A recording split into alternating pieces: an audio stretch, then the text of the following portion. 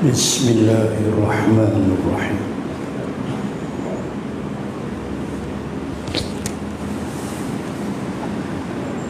Assalamualaikum warahmatullahi wabarakatuh. Alhamdulillahilladzi نزل الفرقان على عبده ليكون للعالمين نذيرا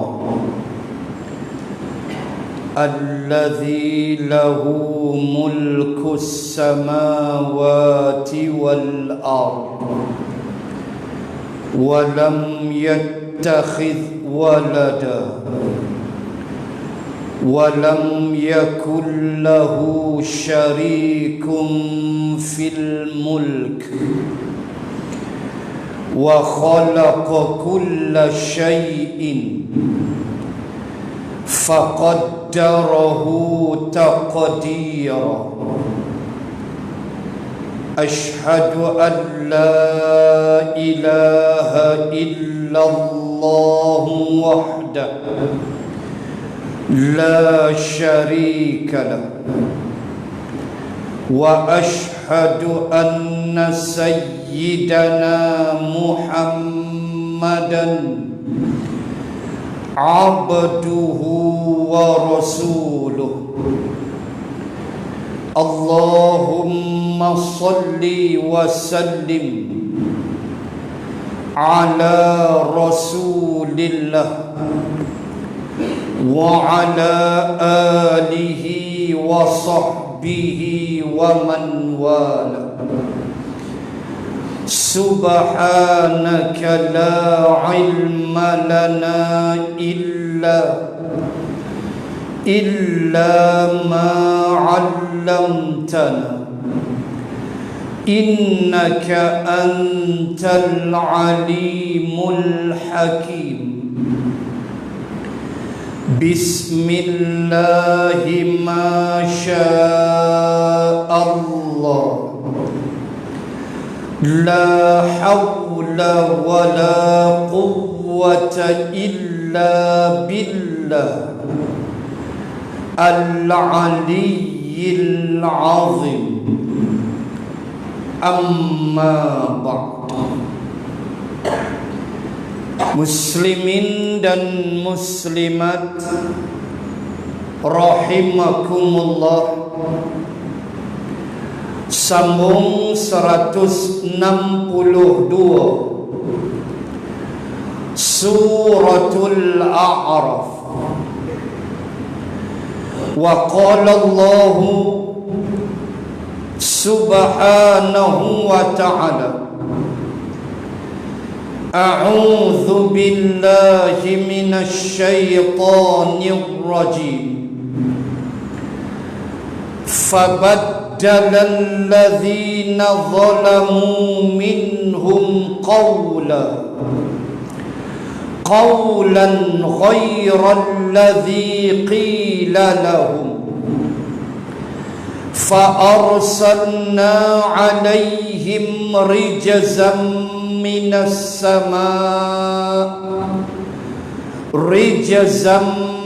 السماء بما كانوا يظلمون صدق الله العظيم.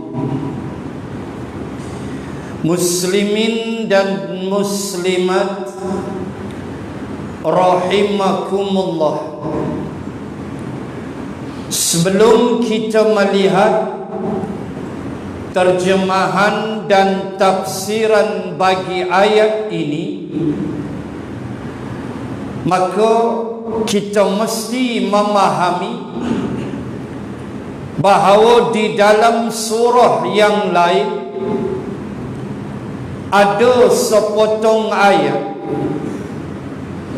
yang bunyinya hampir sama dengan ayat 162 Al-A'raf ini.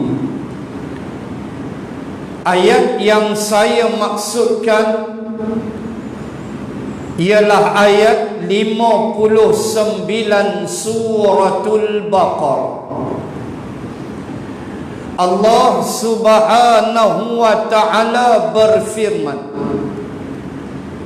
"Fabaddala alladhina zalamu minhum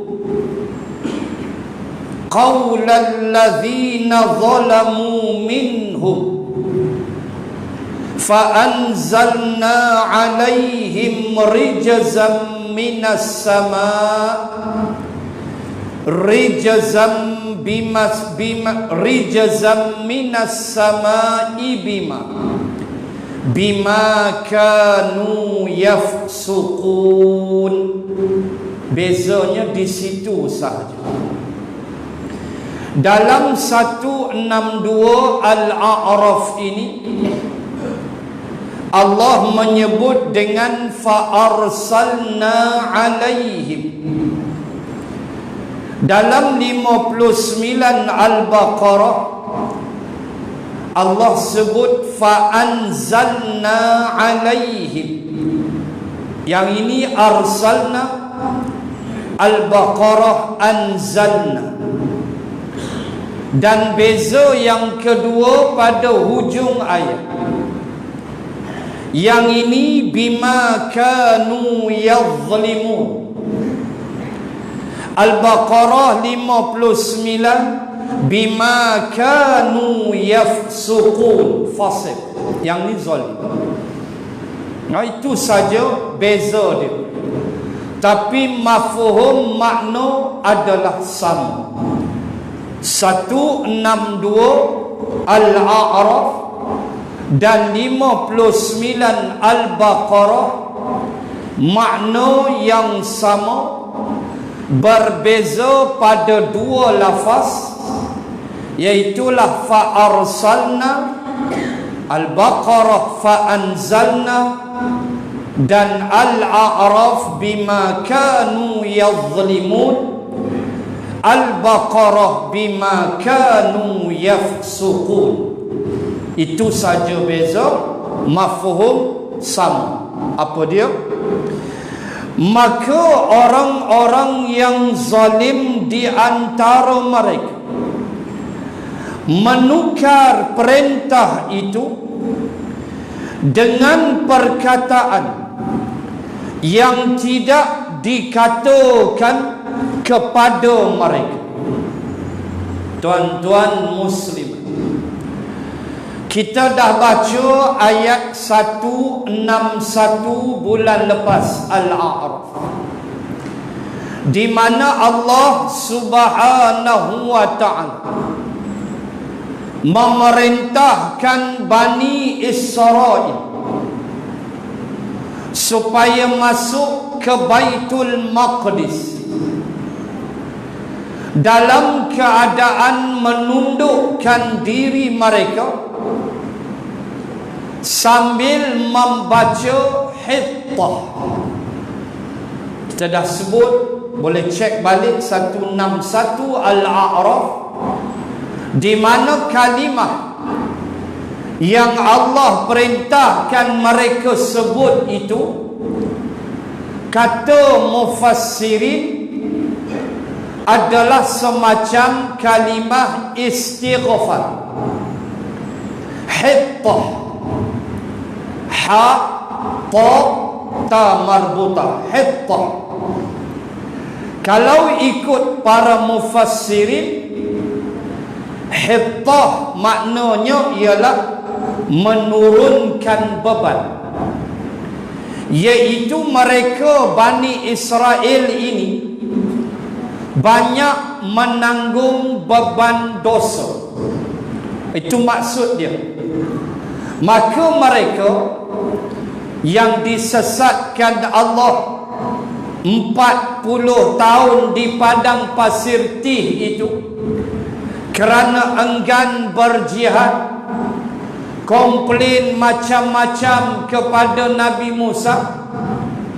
Maka saya dah sebut bulan lepas, generasi yang teruk tu kebanyakannya dah mati. Generasi yang enggan berjihad itu, dan saya dah sebut bulan lepas, yang pimpin mereka masuk ke dalam Baitul Maqdis ini ialah seorang Nabi yang telah saya sebut bulan lepas, Nabi Yusha bin Nun alaihi salam, iaitulah cicit Nabi Yusuf alaihi salam. Nabi Musa ada lagi dah? Tak ada dah mati. Nabi Musa dah wafat ketika mereka diperintah Allah untuk memasuki Baitul Maqdis. Kita dah sebut bulan lepas. Nabi Musa dah wafat.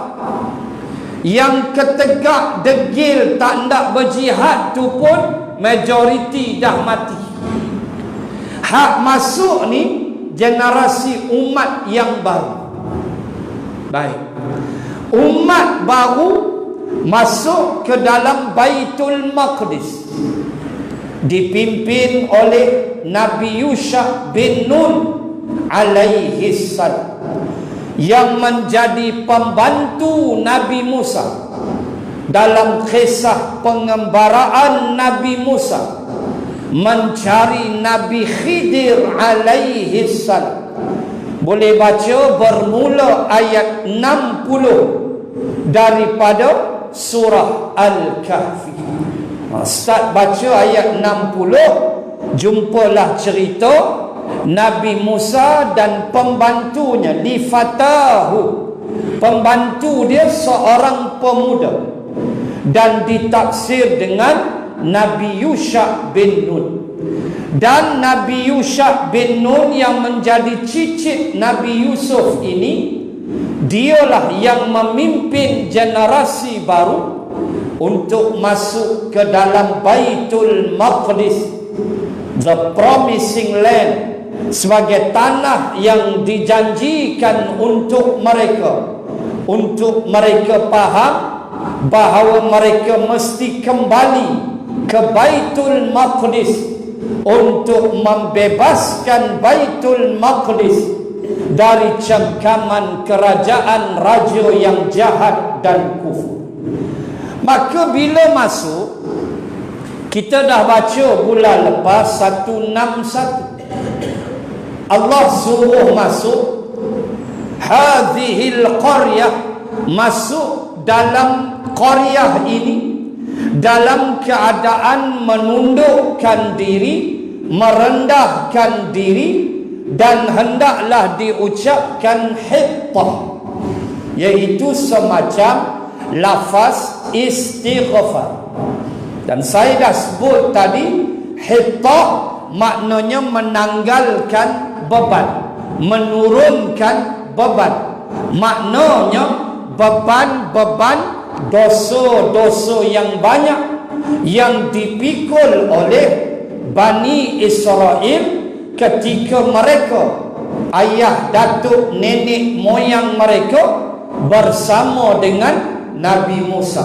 Banyak benar dosa dan kesalahan mereka. Maka generasi baru yang masuk, tolong samalah bagi pelepas dengan membaca hittah. Tetapi Allah sebut fabaddalal ladzina zalamu qawlan, mereka telah menukar perkataan itu. Tengoklah jahatnya Yahudi. Tuan-tuan boleh bayang tak kejahatan mereka? Tuan-tuan boleh bayang tak sikap mereka? Allah sebut fabaddala, badal. Biasa dengarkan badal haji. Badal makna tukar. Badal makna ganti. Badal haji, orang meninggal badal. Orang sakit yang doktor pakar kata memang dia tak ada harapan dah nak sembuh, maka boleh badalkan dia, bukan mati je dah. Maka badal makna tukar. syarat si pembadal dia dah buat haji. Jangan tak buat haji, dia buat badal, itu dia panggil badal. Itu bukan pembadal, itu pembedal nama dia.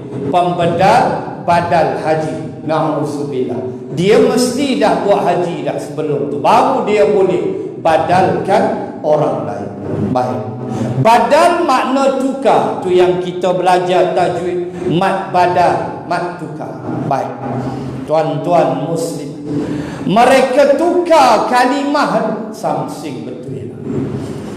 Mereka kata Allah, fabaddalallazi qawlan. Kalau dalam Al-Baqarah, ghairallazi qila lahu. Mereka menukar kalimah yang tidak diperintahkan lain daripada apa yang disuruh kepada mereka. Allah perintahkan hittah, kamu kena sebut hittah.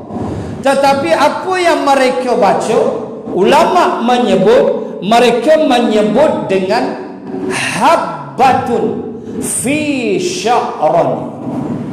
Kalimah yang mereka sebut ada dua pandangan yang saya petik. Pertama, disebut dengan kalimah habbatun fi sya'ran. Tuan kelakar pun. Habbah apa? Bijian, cereal, biji-bijian. Habbah fi sya'ran. Sya'ir apa? Gandum. Makna mudahnya, biji-bijian gandum.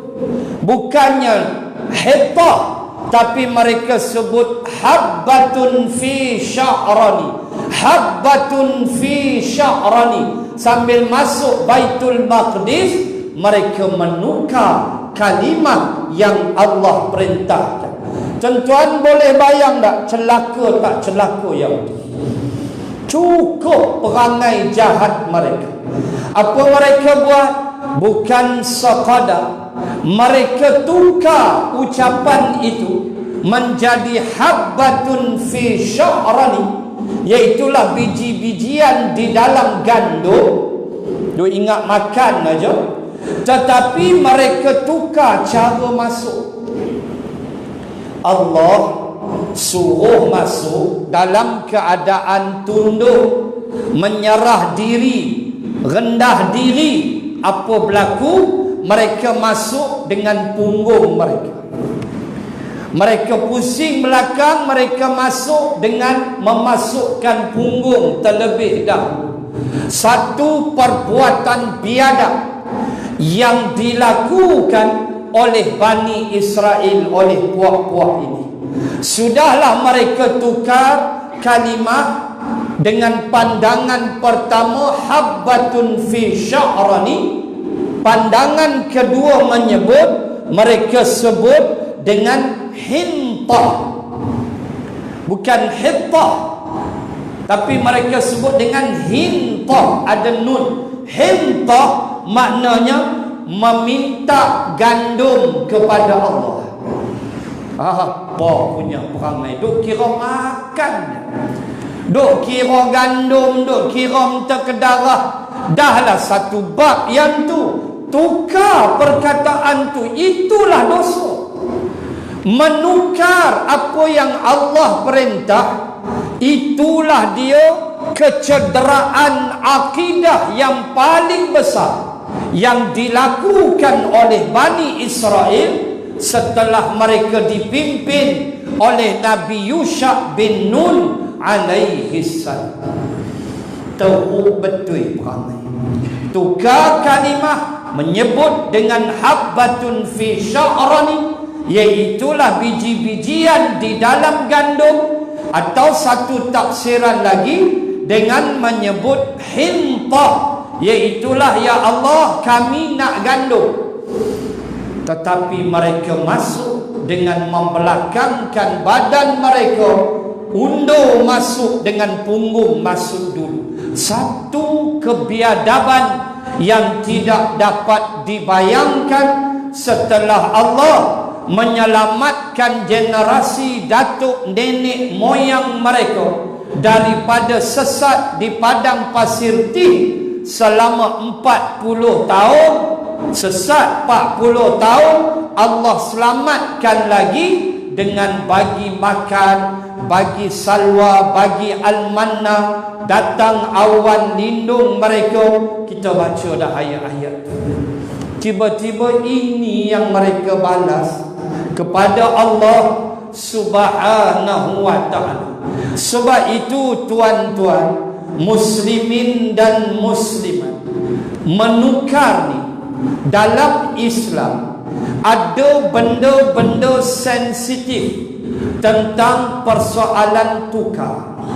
Sekadar tukar minyak hitam itu normal lah. Tukar spare part, tukar kereta baru ke, itu normal. Tetapi menukar dalam perkara yang Allah dan Rasulullah bagi ingat, itu adalah kecederaan besar kepada akidah. Wa may yatabaddalil kufra bil imani faqad dhalla sawa'as sabil. Ada satu ayat dalam surah Al-Baqarah juga pada juz yang pertama, Allah menyebut wa may yatabaddalil kufra bil iman.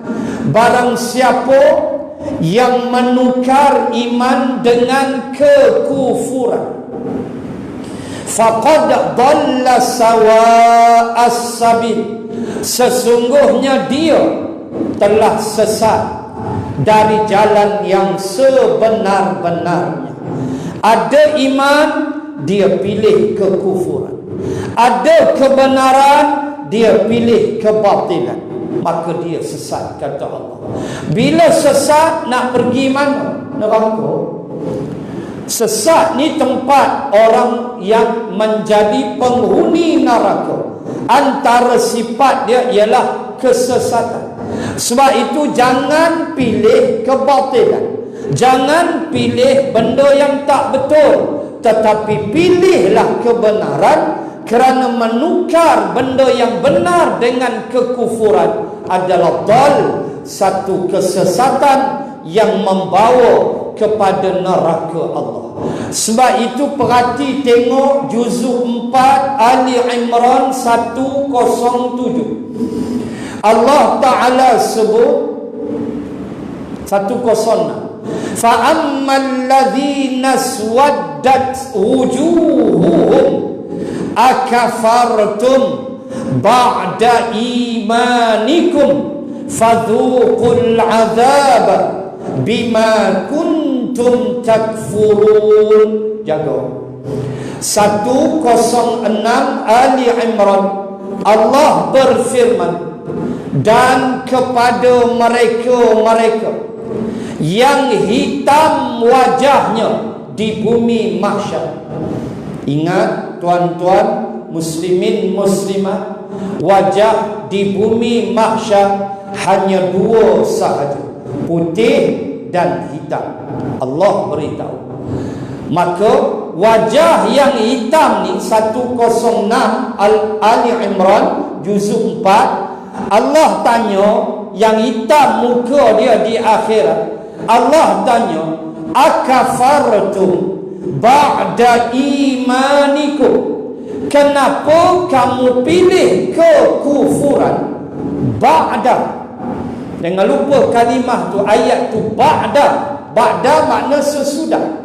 Ba'da imanikum, setelah kamu beriman, setelah kamu tahu ini jalan betul, setelah kamu tahu inilah yang Allah Rasul suruh, kenapa kufur? Allah tanya, akafartum ba'da. Kalimah ba'da tu yang memisahkan segala-gala, iaitu mereka telah pun ada keimanan, mereka tahu inilah jalan yang betul, tapi pilih juga kekufuran. Lalu wajah mereka menjadi hitam legam di bumi mahsyar. Dan Allah tanya, akafartum ba'da imanikum, kenapa kamu kufur selepas beriman? Lalu Allah kata, fadhuqul azab, kamu rasalah azab. Tuan-tuan muslimat, kena azab. Kena azab mereka yang memilih kekufuran setelah dia beriman. Kena azab mereka yang memilih jalan yang batil setelah dia tahu jalan yang benar. Na'udzubillah, summa na'udzubillah. Tuan-tuan muslimat, ketika Allah menceritakan kisah apa? Kisah sekumpulan sahabat yang mati di dalam peperangan Badar, tetapi mereka adalah generasi yang tidak berhijrah. Sila baca An-Nisa ayat 97. Innal ladzina tawaffahumul malaikatu zalimi anfusihim qalu fima kuntum qalu kunna mustad'afina fil ard qalu alam takun ardullahi wasi'ah fatuhajiru fiha faulaika ma'wahum jahannam. Al-ayat. Takut tuan-tuan, takut. Ayat 97 An-Nisa diturunkan oleh Allah ketika mana sekumpulan sahabat Rasulullah yang enggan berhijrah mati di dalam peperangan Badar. Mereka mati di belah Abu Jahal. Mereka berperang di pihak musyrikin Makkah. Mereka adalah sahabat-sahabat Rasulullah yang Islam zaman Makkiyah, tetapi mereka tidak mahu meninggalkan Abu Jahal. Bagi mereka selesa dah hidup di Makkah. Nak semayang boleh, nak itu boleh. Abu Jahal pun tak kacau, dia kata. Masjidil Haram pun ada. So nak buat apa tinggalkan Makkah, pergi hijrah ke Yathrib, ke Madinah, buat susah-susah aja, nak buat apa?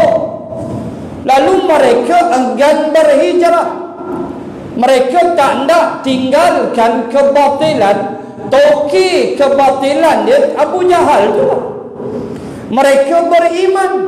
Mereka sahabat-sahabat Nabi yang Islam di tangan Nabi fasa Makkah. Tapi kerana syok dengan Abu Jahal, kerana rasa Abu Jahal ni baik betul, dalam keadaan mereka akhirnya enggan berhijrah, akhirnya termakan budi, terpaksa berperang dengan Rasulullah, dan mereka berada di pihak musyrik. Lalu dalam perang Badar mereka mati. Baca 97 An-Nisa. Dalam keadaan mereka diwafatkan oleh malaikat zalimi anfusihim, dalam keadaan mereka telah menzalimi diri mereka sendiri. Apa yang mereka zalim tu? Mereka tukar ketaatan.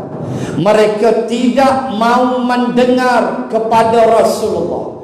Nabi suruh hijrah, Nabi suruh tinggalkan Makkah, Nabi suruh, dan ini adalah perintah Rasul yang tidak boleh disanggah. Mereka tukar kepada percaya kepada Abu Jahal. Mereka tukar kepada seronok dengan kepimpinan Abu Jahal. Mereka tak nak bersama Nabi. Mereka rasa susah kalau duduk Yathrib, duduk Madinah. Nak makanlah apa macam-macam. Akhirnya mereka terhutang budi. Mereka terpaksa berperang di sebelah pihak musyrikin Makkah. Lalu dalam peperangan Badar mereka terbunuh. Ketika nyawa mereka diambil, itulah ayat dia. Qalu fima kuntum, lalu berkatalah malakul maut yang mengambil nyawa-nyawa mereka, macam mana kamu? Fima kuntum, macam mana kamu ni boleh mati belah Abu Jahal? Malakul maut dan pembantu-pembantu dia yang ambil nyawa tanya, macam mana ni? Kata malakul maut, fima kuntum, kenapa kamu mati belah Abu Jahal? Qalu, mereka menjawab, kunna mustad'afina fil ard, kami adalah golongan yang tertindas di muka bumi. Mereka rasa mereka aja tertindas. Bilal ibn Rabah tak tertindas, keluarga Yasir tidak tertindas, sahabat-sahabat lain tidak tertindas. Mereka beri alasan bodoh. Allah ceritakan alasan mereka yang tak kena tempat. Sebab penindasan semua muhajirin kena, kalau tak berlaku hijrah. Di samping nak tegakkan Islam, penindasan juga satu faktor. Tapi jangan kata mereka pelarian.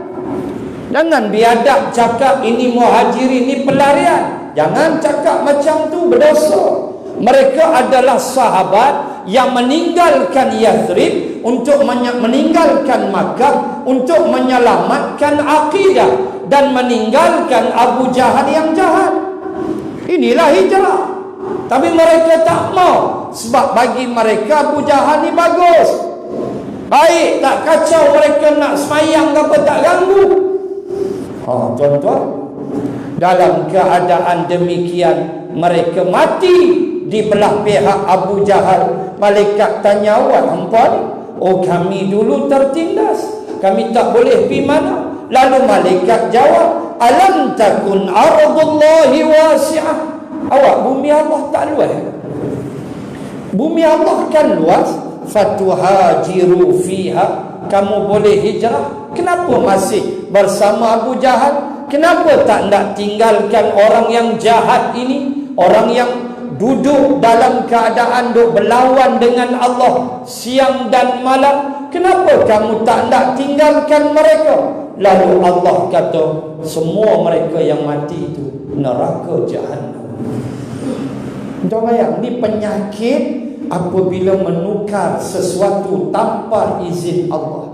Bani Israel tukar kalimah habbatun fi sya'rani, atau dalam tafsir yang lain hintah, iaitulah gandum. Mereka tukar kepada nak gandum, nak makan dan sebagainya. Ada manusia yang menukar keimanan kepada kekufuran. Akhirnya gelap wajah di bumi mahsyar. Akhirnya dilempar Allah ke dalam neraka. Sahabat-sahabat Nabi walau tak ramai, segelintir sahaja, tetapi mereka menukar ketaatan kepada Rasulullah kepada Abu Jahal. Habis lingkup mereka. Dan tuan-tuan kena ingat, ketika dalam suatu hadis yang panjang, tuan-tuan muslimat boleh rujuk pada jilid yang pertama Mastika hadis. Hadis ni panjang, saya ambil ujung-ujung nak habis. Hadis cerita tentang Telaga Kautsar. Tak ada siapa yang tiada keinginan untuk meminum air dari Telaga Kautsar. Telaga Kautsar, telaga milik Rasulullah, milik Nabi. Dalam hadis sebut, siapa minum air Telaga Kautsar, dia tak ada haus dah, punyalah nikmat. Subhanallah. Maka nanti di bumi mahsyar itu, di sana ada Nabi sallallahu alaihi wasallam yang akan menunggu dan menanti kita di Telaga Kautsar. Bagaimana dalam Mastika hadis-hadis yang panjang sebut, ramainya manusia yang beratur, kita besok beratur bawalah mak gelas masing-masing bekas minuman, sebab Nabi akan cedok dan bagi minum. Oh, rujuk dalam mastika hadis. Cedok air, minum. Oh, legalah dapat minum air yang disebut dalam kitab Matla' al-Badrain, air yang putih, lebih putih daripada salji dan lebih manis daripada madu. Itulah Telaga Kautsar. Tuan-tuan muslimat, beraturlah kita dengan mak, dengan kolej, dengan gelas masing-masing. Nabi pun cedok. Tiba-tiba sekumpulan manusia yang masih menanti-nanti, masih menunggu giliran sambil duk beratur tu, tiba-tiba sayap malaikat menahan mereka. Di dalam mastika hadis, malaikat tahan.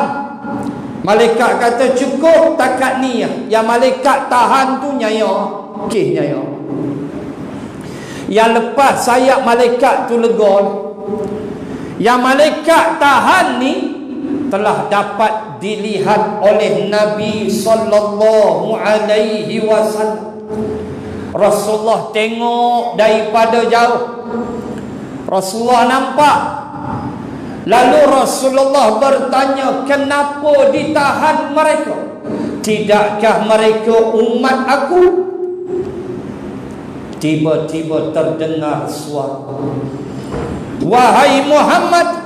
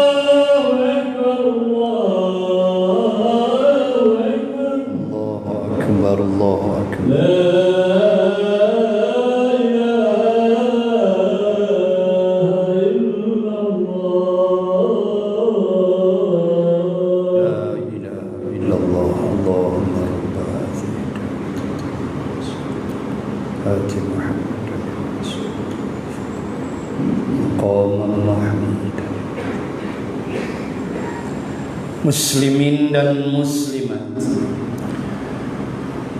kedengaranlah suara ketika Nabi sallallahu alaihi wasallam menyatakan bahawa apa perlunya mereka ditahan dengan sayap malaikat. Biarkan mereka meneruskan perjalanan untuk meminum air di Telaga Kautsar. Tiba-tiba kedengaran suara, "Ya Muhammad, sesungguhnya engkau tidak tahu engkau telah wafat, wahai Muhammad. Engkau tidak tahu apa yang mereka lakukan setelah engkau wafat. Sesungguhnya mereka telah menukar apa yang engkau tinggalkan sesudah engkau wafat." Itulah bunyi suaranya. Lalu Rasulullah apabila mendengar suara itu menyebut bahawa yang ditahan ini adalah golongan yang menukar apa yang telah Nabi tinggalkan setelah Nabi wafat, maka Nabi pun bersabda, "Suhqan liman baddala ba'di." Saya ambil hujung hadis, atau kama qala, hadis itu panjang. Lalu Nabi pun kata suhqan. Suhqan dari kalimah sahiq. Sahiq makna terlalu jauh. Ba'id jauh. Sahiq ni terlalu jauh. Maksud mudah, menjauhlah kamu. Itu senang faham. Suhqan, jauhlah kamu daripada aku. Liman baddala ba'di, bagi sesiapa yang menukar setelah aku mati, kata Nabi. Setelah ketiadaan aku. Nabi sebut yang tu. Nabi sebut suhqan liman baddala ba'di. Terusirlah kamu, pergilah jauh daripada aku sejauh-jauhnya bagi mereka yang menukar apa yang telah aku tinggalkan setelah ketiadaan aku. Tuan nampak tak bahaya menukar apa yang telah Allah dan Rasul ajar kepada kita? Rasulullah kata, "Aku dah wafat, aku tinggalkan dah untuk kamu Al-Quran dan Sunnah aku." Kenapa kita mesti tukar dengan perkara-perkara yang tak ada kena-mengena dengan Islam?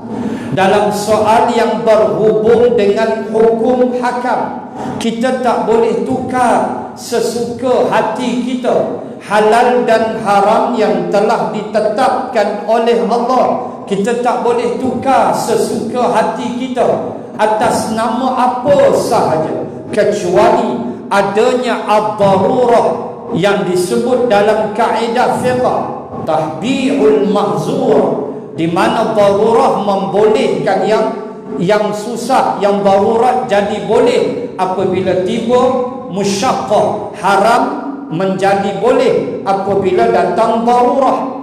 Panjanglah kaedah itu untuk dibahaskan, tetapi pada usul hakam, usul hukum, haram tetap haram, halal tetap halal. Kita tak boleh buat sesuka hati kita.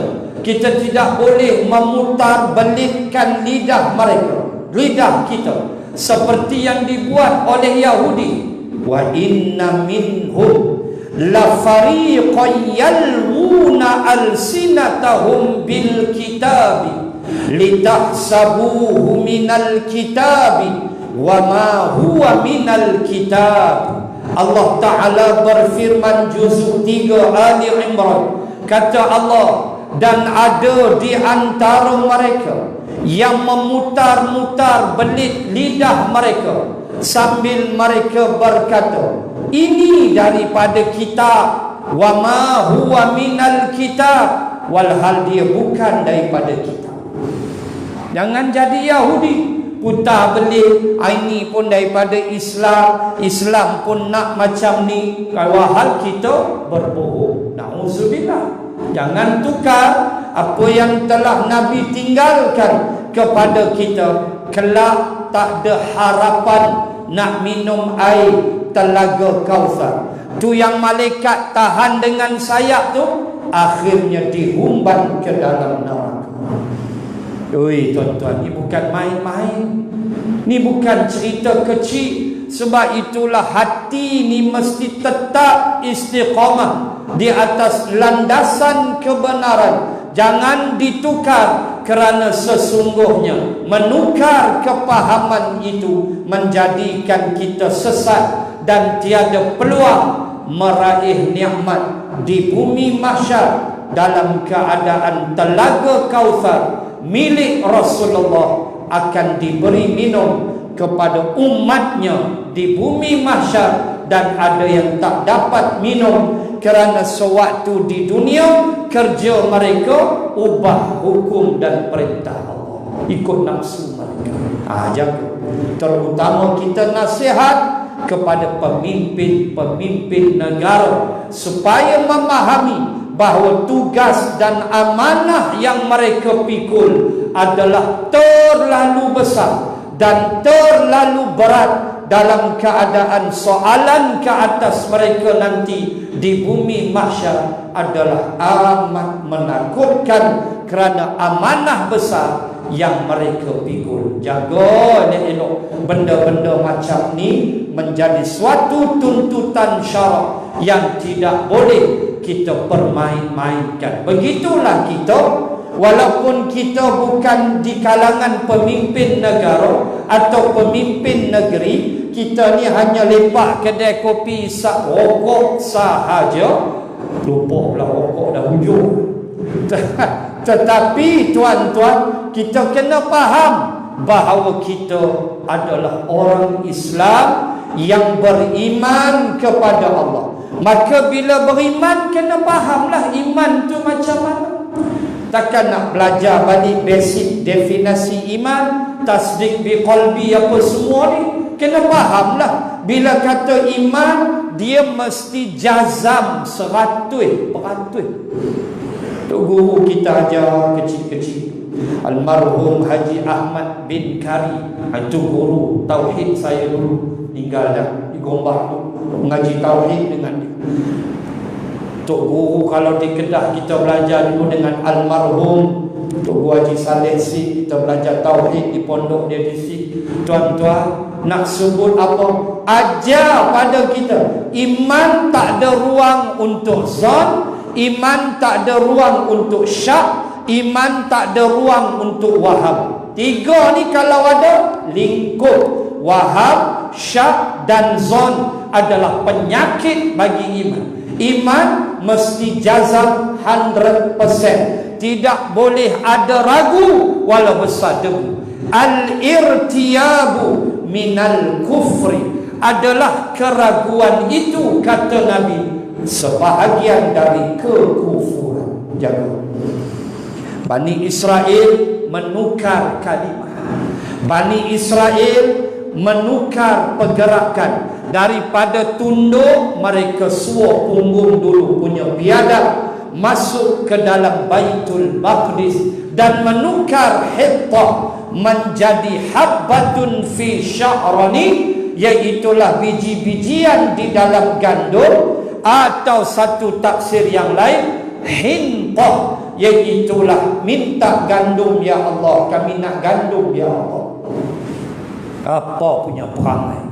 Dosa dahlah banyak, tetapi buat lo yang buruk dengan Allah Subhanahu wa ta'ala. Maka saya pesan pada diri saya, tuan-tuan muslimin dan muslimat, jangan menukar apa yang telah Nabi ajar dan Nabi tinggalkan, terutama soal akidah. Mesti jazam, kerana kalau rosak akidah, iman tercabut.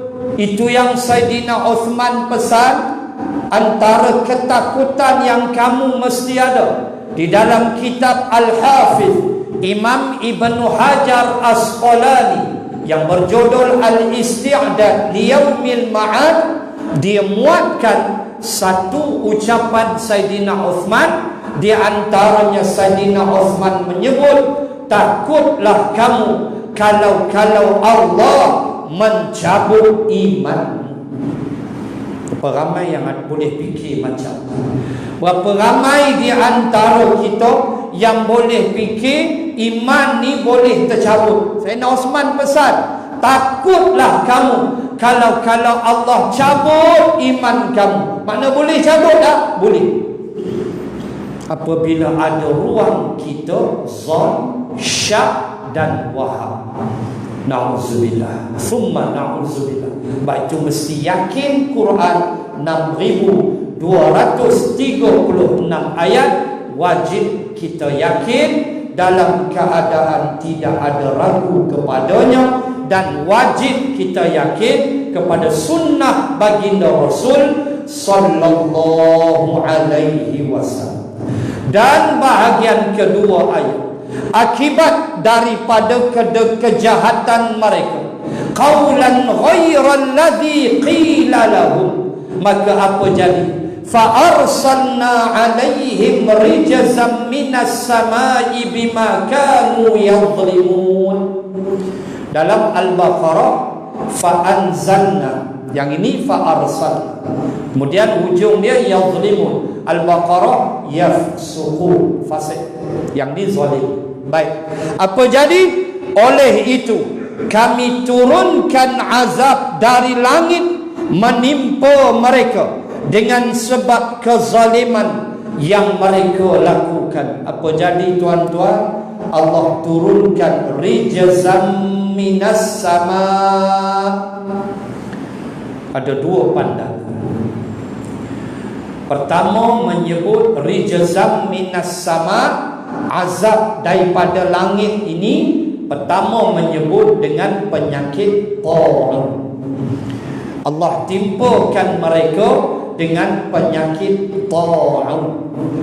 Dan pandangan yang kedua, Allah hujani mereka dengan kerikil-kerikil batu daripada langit. Ini dua pandangan. Ala kulli hal, tetap azab. Sama ada kerikil batu dari langit ataupun penyakit ta'un, tetap merupakan azab daripada Allah yang Allah berikan kepada Yahudi Bani Israel kerana mereka menukar perkataan hittah menjadi habbatun fi sya'rani dan hintah, dan mereka menukar pergerakan mereka daripada tunduk tawaduk kepada suar punggung dulu. Na'udzubillahi min zalik. Inilah akibat daripada menukar perintah-perintah Allah. Maka apa yang kita boleh ambil pengajaran? Saya sebut dah tadi, jangan tukar perintah Allah. Saya sebut dah tadi cerita di Telaga Kautsar. Saya baca dah tadi 106 Ali Imran. Wajah jadi hitam sebab memilih kekufuran setelah mereka beriman. Tuan-tuan muslimat, jagalah benda-benda macam ni. Jaga sungguh. Sebab tak ada orang boleh tolong dah kita ketika sampai di sana nanti. Tak ada orang boleh tolong dah. Saya sebut dah 2-3 bulan kuliah saya. Wa ma tadri nafsun bi ayyi ardin tamut. Ambil pengajaran tuan, bahawa Allah kata kamu tidak tahu di bumi mana kamu akan mati. Kita tak tahu. Saya ada pengalaman manis, banyaklah cerita manis dengan almarhum Salahuddin Ayub, kawan baik. Allah Akbar. Saya pun terasa sedih sebab baik. Oh, dia jenis baik, Masya Allah, orang yang humble. Saya pun ada kenangan manis, cuma saya simpan dalam hati. Adalah kami pernah, pernah lah makan sekali apa semua. Adalah benda-benda kenangan manis yang kita simpan. Cuma kita nak ambil pengajaran apa dia. Itulah pesan Allah. Ayat terakhir surah Luqman, Allah kata kamu tidak tahu bumi mana kamu nak mati. Tak tahu, jatuh, habis, brain death, habis nyawa. Ini mati tuan-tuan. Moga Allah ampun segala dosa. Bagi saya, dia insan yang baik sebab saya kenal dia. Kita memang baiklah, saya tahu humble dia, rendah diri dia. Dia jadi yang berhormat mula-mula di Kubang Kerian pun. dia masih tak pakai kereta, dia naik bas, dan isteri dia masih suruh ambil upah jahit baju, jangan bergantung pada allowance dia saja. Dia very humble person. Pergi mana pun naik bas, dia tak mampu pada waktu itulah. Mana nak sebut humble tu, memang saya nampak rendah diri dia apa semua. Soal dia pilih politik lain tu hak dia lah, haluan politik dia. Bagi kita, sifat rendah diri, sifat baik, yang ni kita kenal. Nah, ini kita kenal. Soal dia parti lain, dia berubah parti, itu dia punya hak. Jawablah masing-masing dengan Allah. Cuma saya nak sebut sifat humble itu, rendah diri. Dan poin yang saya nak bawa ialah kita tidak tahu bumi mana nak habisnya. Tak tahu tuan-tuan, datang pada Kuala Lumpur, habis nyawa di Al-Ustaz, kita tak tahu. Baik itu mesti ready, mesti bersedia. Saya sebut banyak kali, mesti bersedia untuk mati. Sebab kita tak tahu bi ayyi ardin tamut, bumi mana kamu nak mati, tak tahu. Ya Karim ya Rabb. Itu contoh yang kita selalu sebut dalam kuliah, dan itu kita boleh tengok bagaimana Allah ajar kita benda-benda seperti ini. Dan bagi saya, insan yang baik ini semoga Allah ampun segala dosa-dosa dia.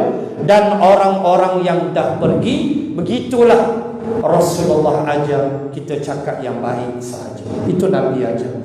Orang yang sudah pergi, sembang saja benda yang baik-baik, indah-indah. Sebab kita sendiri tak tahu habis kita macam mana. Kita tak tahu tuan-tuan, kita nak habis macam mana.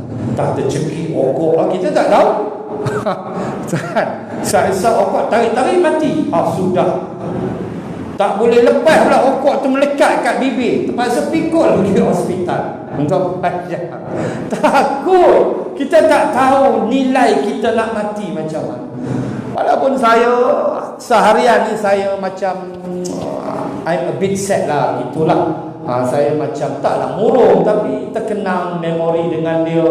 Seharian ni saya macam mendung lah, kalau awan tu mendung lah. Duk rasa, rasa semak perut. Teringat zaman-zaman nostalgia dengan dia. Kita kawan baik dengan dia dan sebagainya. Moga Allah ampun segala dosa. Dan begitulah orang yang sudah pergi. Poin saya ulang balik, poinnya ialah kita tak tahu bumi mana nak mati.